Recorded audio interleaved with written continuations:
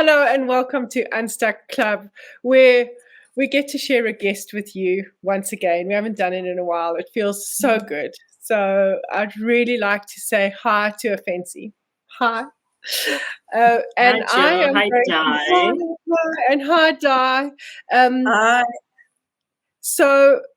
this is a beautiful meeting. You two are also spending time together for the first time. I am I'm the thread that connects you, and it's a very very special podcast for me, because this is such a beautiful dynamic that Ofentse and I have, that started. I'm going to say absolutely randomly. I'm going to tell a little bit of the story, and then I want to hand over to you, Ofentse, for you to share Okay. kind of our connection. But um, I know your sister, right? And I wanted to mentor someone. It was very important for me to mentor someone.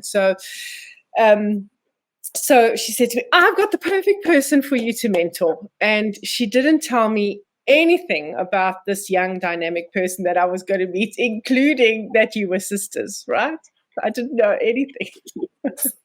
So it was this beautiful, sneaky, and from the moment I met you, um, the one thing that stood out was this kid's got determination. This one wants to make the best possible success of her life that she possibly can. And we started, and it started off as a professional process, right? This Yeah. me Yeah. mentoring you and you being the mentee. Was it pre-COVID? It was It pre-COVID because was. It was during your chat factory days, actually. So that's a while back. so Yeah. please just introduce yourself to Di and to everyone else, and um, just share a little bit about how come you get to be here today, talking about getting unstuck or avoiding getting stuck in the first place. All right. Well, my name is Ofentse Malale. Wow, Joe. I think I met you like definitely pre-COVID, but like I think like 2017, 2018. I was still in varsity. Late on in varsity though. I think I was like in my third or fourth year studying human physiology. And my sister was like, yo, you need to start thinking about what you're going to do after varsity. Like, where's your head at?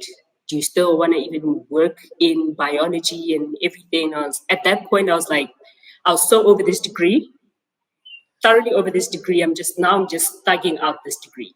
I'm like, I don't even see myself working here anymore, but it is fine. I've already incurred the student loan debts. I'm going to make it to the finish line and then figure it out after that. And then that happened. And then she was like, listen, there's this great lady, Joe. She's looking for somebody to mentor. So just meet her for lunch and just see where it goes. I walk into lunch with Joe and we have a great lunch and everything. And at the end, she's like, wow, I saw you walk in and it's like, Mo's friend looks a lot like her. And I'm like, yes.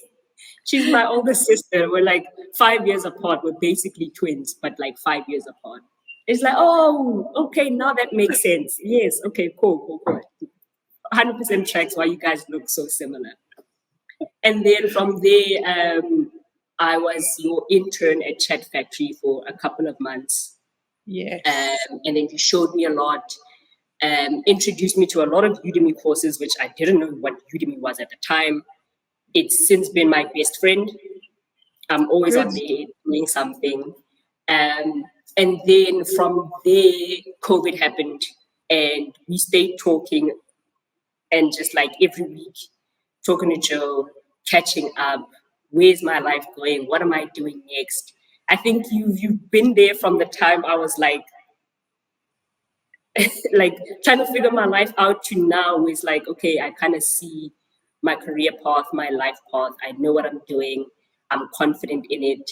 We've done so much work together, the money stuff, the self-worth work and everything. So like it's been an incredible journey, like knowing you for like the past 5, 6 years of my life. And I'm 28. I met you like when I was freaking 21. 22. It's been incredible. It's been incredible for me too. It really has. And so I have my young nephews, right? And you guys fall into the same generation. And when COVID was happening, and when I still had the social media agency, I was writing a book called Online Marketing to Generation Z and Beyond. That was my focus, which I ended up publishing after COVID. And I did a fortune of research about the different generations. Yeah. And the thing that was happening then is that there was this panic in the older generations that how is Generation Z, which is you and my nephews, like what's going to happen to the world when this lazy, entitled generation takes over, right? And at the forefront of my mind, I've always had you, because you're far from lazy and you're far from entitled, and you have been so committed to working hard and to building a career. And so I really want you to share what that career looks like, what you have, what you've created for yourself. Because when we met, you really were like directionless, and it was intentional, right? DN headlights. Yeah, I really was. Yeah.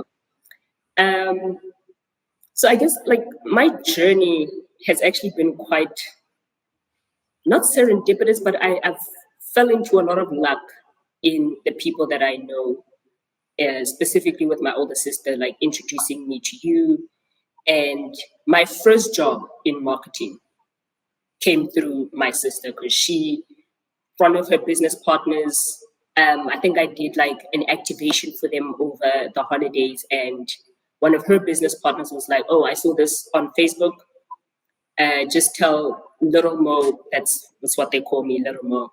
Just tell Little Mo to apply, and maybe she can start something in marketing since she doesn't really know where her life is going." So I started that. It went well. And in a year in, I got this current job now that I got also through a friend of mine who I knew in varsity, where we worked at the varsity newspaper together. I went there for a gaming challenge that I won. It was a FIFA tournament that I won. And I saw her there, and she was working for this gaming company. And I said, "Hey, I love gaming. I'd love to work in the space. Let's see if we can do something there." And a week later, I was hired. And now I'm like, okay, I guess this marketing route is where I am. Let's see where this boat goes. So that is how I fell into marketing from a BSc human physiology background.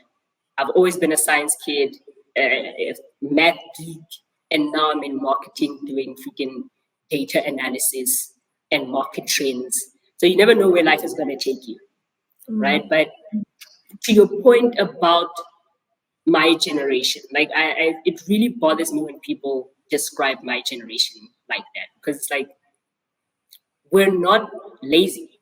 Lazy is not the thing that we are. We are many things. Lazy is not one of them. And I think, Joe, we've had this discussion many times. It's just like, we're looking at our parents and our older siblings, and we're like, I don't really like the direction and like your life journey. Like, you wake up in the morning and you go to work and you do your 9 to 5, and you're expected as sort of like a norm to stay after 5 and still like just be at work until work is done. Why? Like, let's know, if I'm being paid a 9 to 5 money, you can't expect me to put in 9 to 5 plus effort. That is not a fair exchange, which is, I think, where a lot of my generation is coming from, is that we've watched our parents work like dogs, and now they're in their retirement and they're so exhausted from the 40 years of hard work that they've had to do that they weren't fairly compensated for. And the time that they spend at work, it's like, oh yeah, I have a cricket match. Can you maybe come to my cricket match? Maybe pick me up after. And it's like, yeah, but I'm gonna be tired. I'm only gonna get back from work at 6, and then now I must come to your cricket game. I'm tired. So that is the journey that my generation has seen, and we don't want that for ourselves. We definitely don't, which is why it's like, it's not laziness, it's just a understanding of, this is what you're giving me, so this is what you're going to get. We are matching the energy, as my generation would say. I think you raised such an important point, because you often see on social media these skits about the Gen Zs, and it is always this lazy, entitled behavior that they emphasize. But the ones that I've been watching, do you know what they put first is themselves and their self-care? 100%. 100%. Which is what we're... Yeah, and I think you've put it so beautifully, Ofentse. You look at your parents. I mean, my dad was a complete workaholic. He was gone at 6 a.m. Sometimes he'd only get home 7, 8 at night. He was in managerial. I'd watched him studying when we lived in England. My memory of my dad is over his book studying to qualify as a mechanical engineer. And what happened was, my mum had a lot lamaki, a late baby. I was 13 when my brother was born. And then my dad just was never there for my brother in his young years. And then when my brother was a teenager and was going out, using the car, and my dad was getting closer to retirement, my dad wanted to do things with my brother. And my brother was like, well, I don't know. I don't know you, Dad. I mean, why do you want, I've had 17, 18 years with you. Now you want to spend time with me. And it was too late.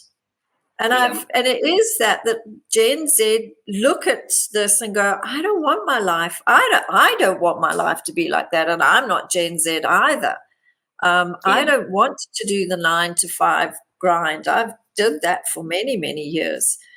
And I think if people maybe just looked at it from that different perspective, that they're looking at their elders and going, no, there's no ways I want to live a life. I want to live a life that has meaning and that I enjoy.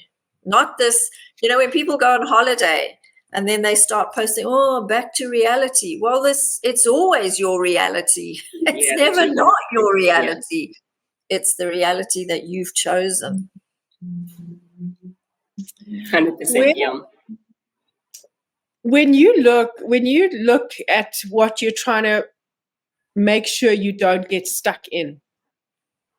So when you look at the older generation, or you look at the world around you, you're obviously starting to go, well, I definitely don't want to get stuck in that. Mm-hmm. Where is that? What are you working so hard to make sure you don't get stuck in? Personally, I'm working hard to make sure that I don't get stuck in a rat race. Like I said, I work for a small business, so certain things are not guaranteed. Like if the business tanked tomorrow, I'm practically starting from scratch. I have to start financially. I have to start from scratch. I do have savings, but they're not enough to carry me for a comfortably long time, which means I could take 1 or 2 days to lick my wounds, but after the 3rd day, I need to now start thinking about what's next. So I don't want to get stuck in a career rat race, in a financial rat race. Those are my top 2, which is why right now I'm looking at, okay, this is where I'm working. This is my career path. What are my options right now? Where do I see myself in the next 5 years? And I'm constantly having these conversations with my boss and the people around me that okay, so what's the state of the business? What's the state of the business? Is it looking good? If so, then okay, cool. Then what can I do as an employee at my level to make sure that this business continues to thrive and that I am comfortable enough to rise through the ranks and have a comfortable lifestyle where I'm making good money and my bosses trust me enough to be able to say that just leave Finta alone. She might not be here now, but she's doing something. She's doing something and she's gonna come back shortly with a bag that we're all gonna be happy about. That is what I'm working so hard right now for. You know, I love that. And I remember, so when I had the social media agency, I never had offices. My staff worked from wherever they wanted to work. And I remember when I told you as the intern, it was something that I know you were also so excited about. Like, the boss is not sitting on top of me. And there was an absolute trust that my team would get everything done, right? We never missed a deadline. We never missed anything that had to be put out. My beautiful, amazing community manager never missed a beat. She never missed a phone call. She never missed a message that came through. And the big thing for me was that people were saying, but they're not a generation that can be trusted with this, right? Like, how do you just leave them to do this? I never signed off content. That between them, they would double check each other, and they would sign off content between them. And it was my oldest was maybe 31 then, right? So how do you speak into your work ethic? Because you are asking for a lot. Like, I know that there are going to be people who are going to be listening to this. I definitely know if my sister had to hear this, she'd go, what do you mean? They're saying I'm not getting paid enough to work past 5 p.m. Like, what kind of world does this younger generation think they're living in? So the very statement that you said is the very statement that I know is driving so many of the older generation crazy. And you're seeing it as stuck. You're seeing it as them being stuck in the grindstone of work. Then what is your comeback to that? That these are the number of hours that you work, or this is how you work, and you're only working for the compensation that you get. I mean, it has a lot to do with people. You know, it's also like understanding the people that you work with, the team that you have, and because trust is earned. Even though, like, I remember when I started this current job, my boss would always say that, like, I hear you, because I walked in there with a lot of confidence, being like, I got this. Just train me well, and I promise you, I will be able to shoot the lights out very soon. And he would always tell me that, like, trust is earned, and that very soon I'm gonna have the same level of trust that a lot of my colleagues had at the time.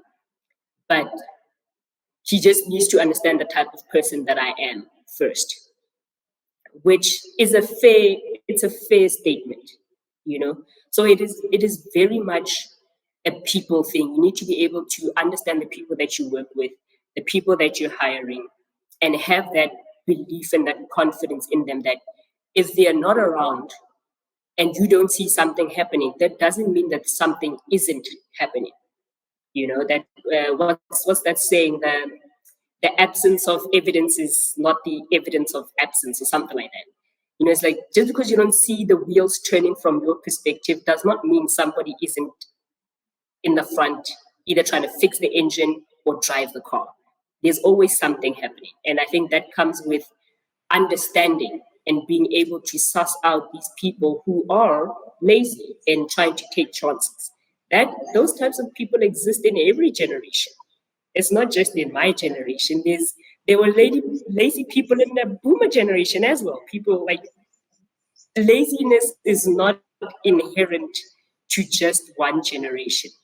It is a common thread throughout lifetime, that you will find people who are just lazy, and you will find people who are just overly driven, that you wish you could just be like, can you just take a portion of this overdrivenness and just give it to somebody else, give it to your colleague, so that they can also be as driven and ambitious and have that desire to do as much as you do. So you just need to learn how to do that, to find these right people and just associate yourself with them and build that trust and have that faith that just because you don't see things happening, something is happening. I think that it is, it's almost like two worlds colliding at the moment, and it is a bit chaotic. And I mean, I remember when I started my working career with Barclays Bank, and it used to drive me crazy because the bank had a system of levels. So you started at like level D1 and you could work up to sort of the A level. And what frustrated me was it didn't matter how hard you worked or didn't work, you still went up the levels. So I could work my backside off to get the promotions, but the guy next to me who did as little as possible also still went up the levels. So you're right. People are people, but I think in business, they want you to come in and do the job, and they also don't want to do much in the way of building that trust. There is a culture of mistrust, I find, in businesses and the way they treat employees. And I think the younger they are, the worse they treat you. I have the sister of a friend of mine. She's this contract work that goes around drives me mad. But she went to a very big insurance company for an interview, and it was a month by month contract. And not even minimum wage salary. She's 30, highly educated, very capable, and they were very surprised when she didn't jump at the job. And there is this taking advantage of young people, which I think also makes them angry. Like, you know what you're worth, and you will put your all into it if you are valued.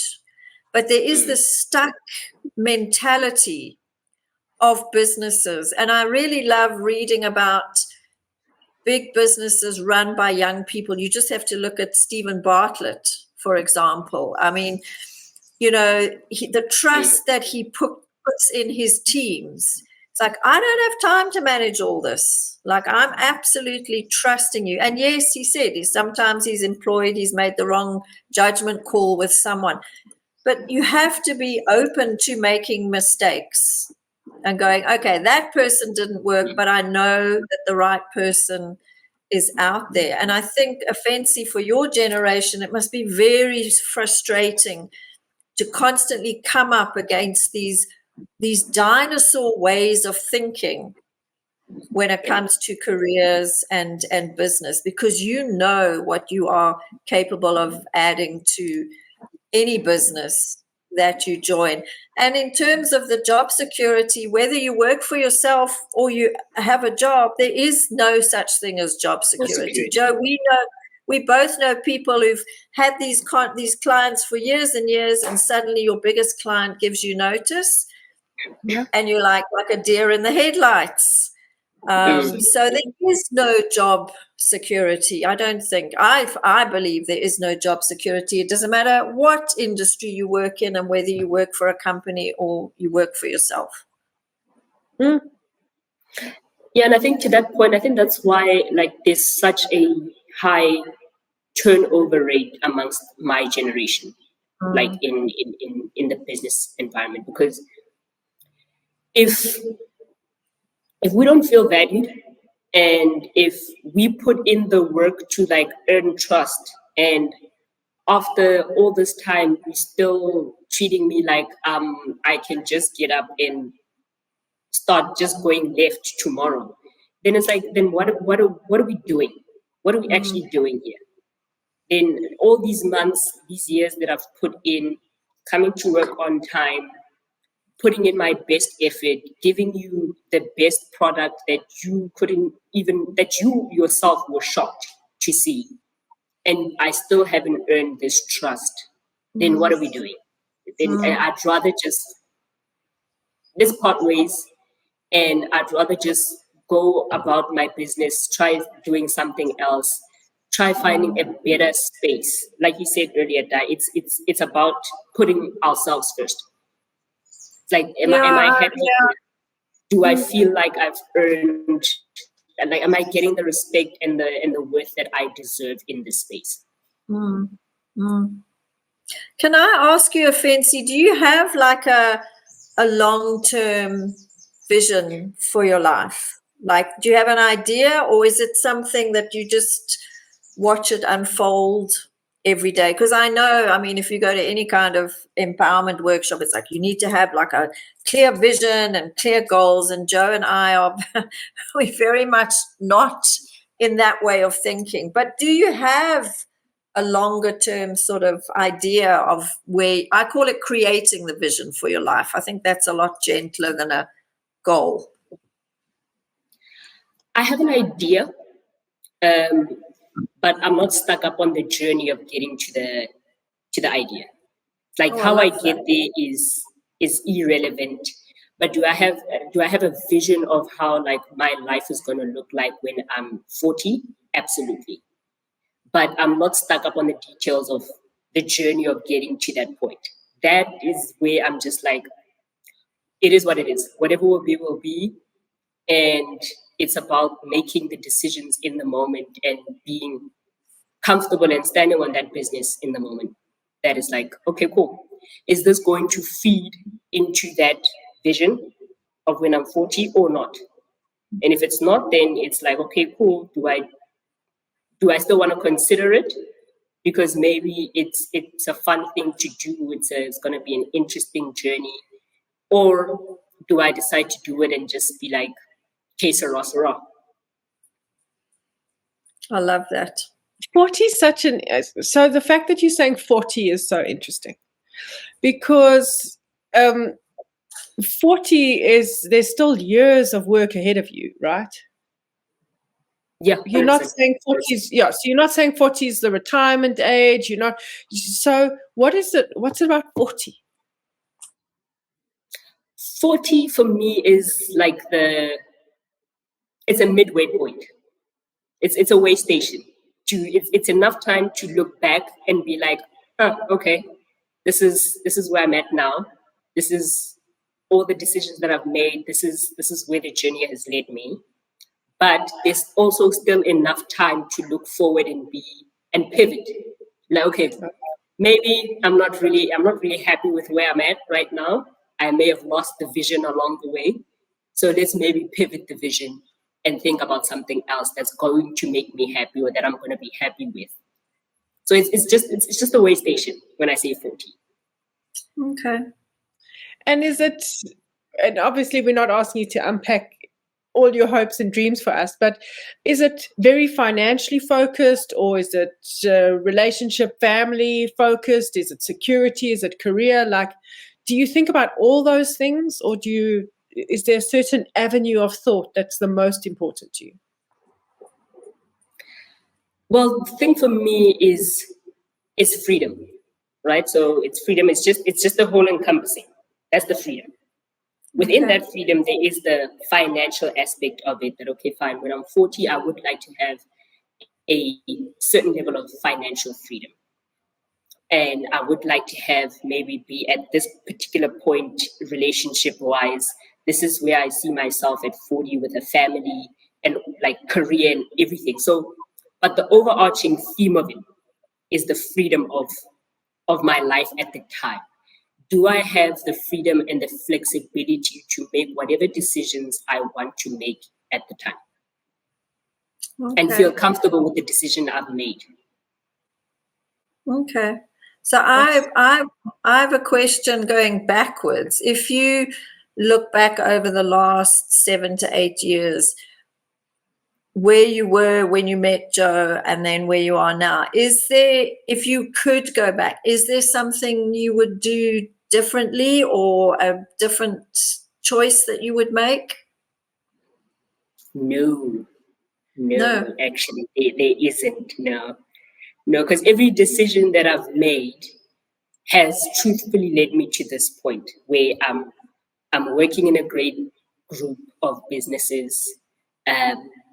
I'm getting paid fairly well. and I'm in a leading industry. Like I'm part of teams that are innovating marketing, and I'm being credited to a large extent for like the success of the business. Something which I like, hearing the stories of what it's like to work in like a corporate space and like working for people. That is not like what I heard from people, and what I'm currently experiencing are two very different things, which is why I'm like, I'm actually very blessed and fortunate to say that I have genuinely never worked in a toxic work environment. Ever. Okay. Okay. I've never worked in one. And when you And went, it's sorry. No, carry on. Sorry, no, I go ahead. interrupted. No, I was going to say, so you went to varsity to study biology, sciences. Yeah, Is human that what? physiology. Yeah.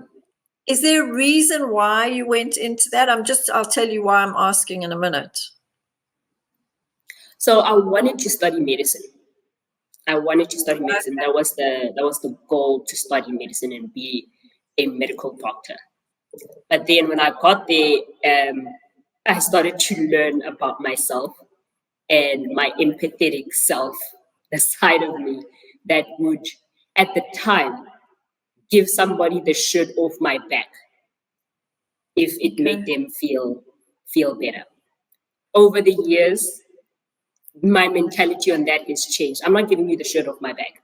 I can help you find a nice shirt, but I'm not giving you the one off my back, which is like one of the things that I've learned to work on with Joe, with all the work that we've done together. That is one of the things about me that have drastically pivoted over the years. So I knew very quickly that I can't work in medicine with that type of thing, because I'd walk into, especially in the early stages of medicine where you have to be working in public hospitals and you see all the suffering and the pain of people. I would have, I genuinely would have needed therapy to recover from even a year of working in a public hospital. Okay. The reason I ask is I used to tutor at Protec, which is an NGO that does extra lessons for grades 10s, 11s, and 12s, and I did the life skills.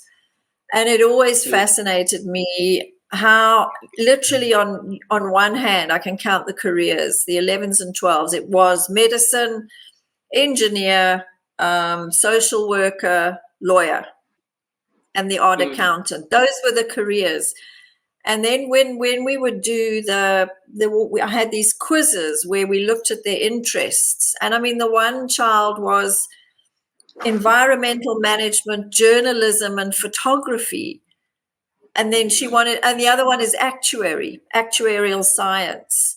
And so much of that was driven by the expectation of parents. And this is, I think, where a lot of young people get stuck. And I was like, why don't you explore these? And she was like, no, this is what my parents want me to do. And I don't think any of them understood, actuaries are such a small percentage of the population. It's a very difficult thing to do. Yeah. And they would apply to university to study these. And in the first year, absolutely drowning because it's so against who they are. And I think this is a huge stuck point with your generation, is having to fulfill the expectations of others. And then, yours has been a beautiful journey of unfolding, because you meet the people and then suddenly realize, I can't do this. Just because, I remember a girl who was studying to be a vet because she loved animals. Started the veterinary training and hated it. It's like, no, just because I love animals doesn't mean I want to be a vet, and changed, much to her parents' disgust, changed her path halfway through and just was as happy as Larry. So I think that is for any young person who listens to this, or even parents, like, don't force your child into careers until you're absolutely sure that's what they want, and they're not just saying yes because you want it for them. I think that's a big stuck point in society at the moment. For sure. Yeah. And I think there are enough people in the world that there will always be a divide in consciousness and a divide in what people want. I honestly believe that. And I honestly believe that, for example, corporate can't stay the way that corporate is changing, is at the moment, and it's got to change, right? It has to change. But corporate will never go away. Money can't carry on the way that money is carrying on. For example, debt cannot carry on the way that it's carrying on, but money as a whole is never going to go away. And we do not have the mindset. The older generation does not have the mindset to ignite the changes that need to be ignited. And actually, we have to learn to trust the younger generation. We have to, because we are the ones who are stuck. We are the ones who are stuck in the stuckness, right? Ofentse, you've got to look at so many older people and see all these levels of stuckness and go, actually, like, I've got the solution. Do you ever feel like that? Yeah, a little bit. Like, especially when I sit down with people and I'm asking like for advice on things and I'm listening to them. I'm like, okay, I hear you, but what if I did it this way? Because this is kind of the way that I want to do it. Although, like, you're making valid points, and I am asking advice because I see you. Like, my perspective of you looks idyllic, but I'm not with how you got there, though. So can we maybe find a different solution to get to the same destination? If you had to, because this time's flown, I can't believe how time is gone. But if you had to give the older generation some advice, what would you say? Yeah. Oh, wow. Okay, I've never been asked that question before, firstly. But if I had to give the older generation some advice, what would it be? Ooh. Go with the flow. Like, you don't always have to have a plan. You know, like, sometimes not having a plan is a plan. It's like sometimes just not having a plan is the best plan to have. Because having plans restricts you and backs you into a corner that most of the time is unnecessary. And you've genuinely driven yourself into limited decisions because you were just clutching onto this plan till the bitter end. And now here you are. You clutched so hard onto this plan, it's now turned to dust, and you barely even remember what the plan is because you've backed yourself into a corner. So just go with the flow and just take what life gives you, and try and just pivot as quickly as you need to pivot without a plan. Make it up as you go. You know what we did? And those coming. No, I was going to say, and for those, sorry to lob another question at you. For those young people who are coming up behind you, those like in their last years of school or maybe in the middle of studying at varsities and colleges, what would you say to them? Same thing. Just go with the flow. Go with the flow. You don't always need to have a plan. Just seize every and all opportunities that come your way. And just remember that there is actually a lot of money in the world. There's many ways to be comfortable in life. It's not just a handful of paths. There's many ways. You just need to choose one that you are comfortable with.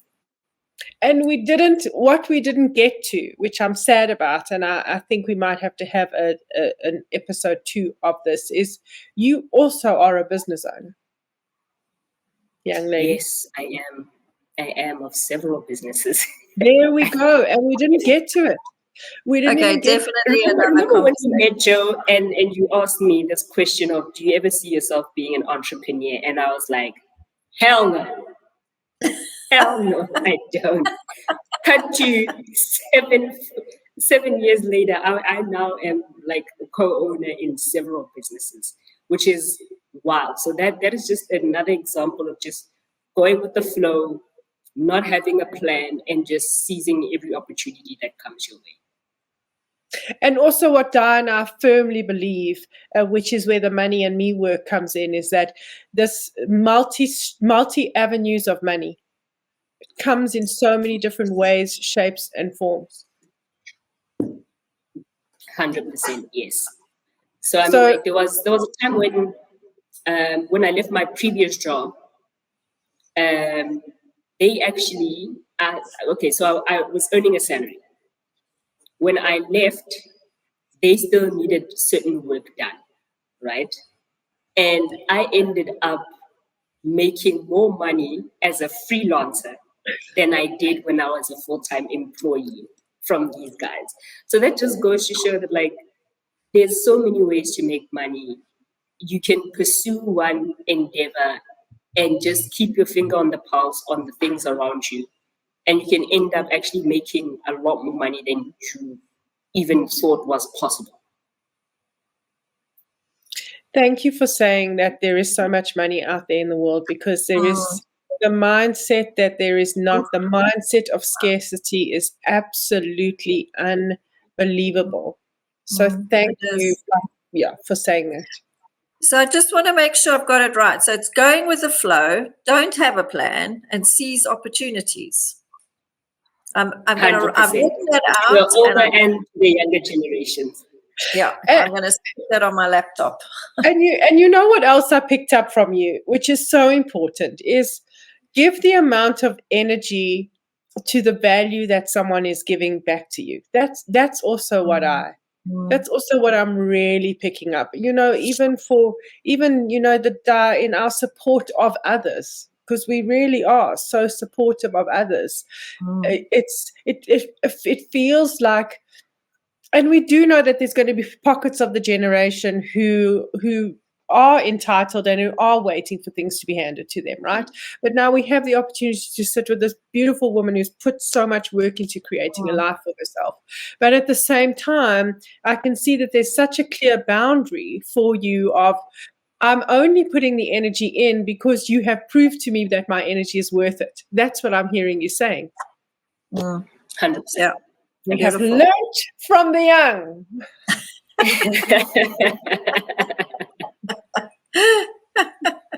That's why we wanted you on. That's why I wanted you on, because I believe that a lot of the stuckness of the older generation, who in a sense is still running the world, because you haven't been given the opportunity to run the world yet, is this energetic mindset. It's the energetic mindset that is so wrong. And you, for me, that is exactly that beautiful point that you've brought it to. And I'm telling you, and I know Diana on such similar pages with this, is that we are backing you every step of the way, because I am so grateful that I am going to be alive long enough. Really, I want to be alive long enough to see your generation around the world. I really do. I think it's going to be epic. Like my generation we are primed, we are ready, we are waiting in the wings to just be given an opportunity to prove ourselves and show the world that we're not what you think we are. We are very driven. We actually to a lot of the problems that are plaguing us all. You just need to give us an opportunity to try and solve it. That's all. Just give us the opportunity. We will. Thank you. We're so proud of you, and we are backing you every step of the way. Honestly, with such belief in you. Thank you very much, guys, for having me. This has been a lovely chat. Like we said in the beginning, we didn't know where this was gonna go, and it has blossomed into something so amazing. So thank you very much for having me, guys. It's been wonderful. Thank you for being here. Bye-bye, everyone. We'll see you at the next one. Bye.